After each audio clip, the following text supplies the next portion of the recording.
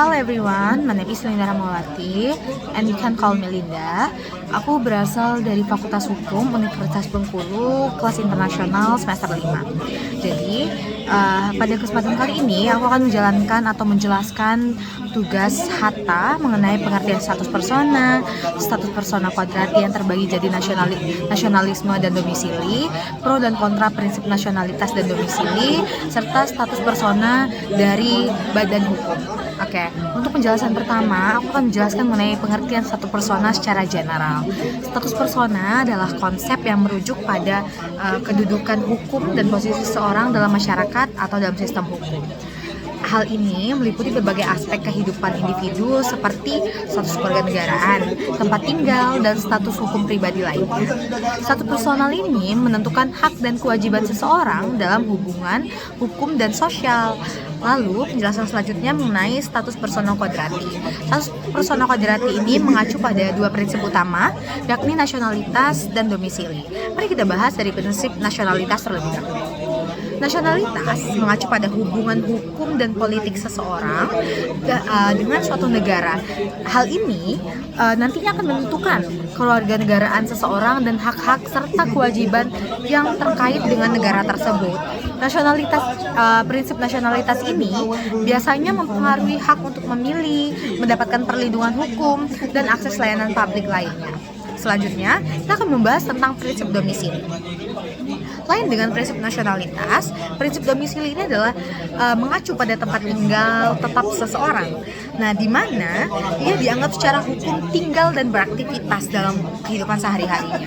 Domisili ini penting untuk menentukan yurisdiksi hukum yang berlaku dan tempat seseorang menjalankan hak dan kewajibannya sebagai subjek hukum.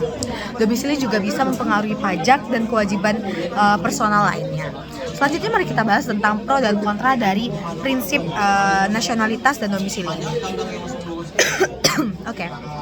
Kalau untuk di pro prinsip nasionalitas ini mengacu pada pemikiran bahwa prinsip nasionalitas ini sebenarnya memberikan kepastian hukum dan identitas bagi orang tersebut, dan hal ini nantinya akan memungkinkan negara untuk memberikan perlindungan dan hak-hak tertentu kepada warga negaranya, dan hal ini juga mendukung ketaatan pada undang-undang dan kebijakan negara yang bersangkutan. Selanjutnya, untuk kontra, dari sisi kontra terhadap prinsip nasionalitas, terkadang prinsip-prinsip ini bisa menyebabkan konflik antar negara, terutama dalam kasus kewarganegaraan ganda.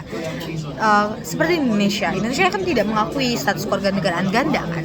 Nah, masalah ini dapat menyebabkan kebingungan hukum atau ketidakpastian hukum serta kesulitan dalam menentukan yurisdiksi hukum mana yang nantinya akan berlaku pada orang tersebut.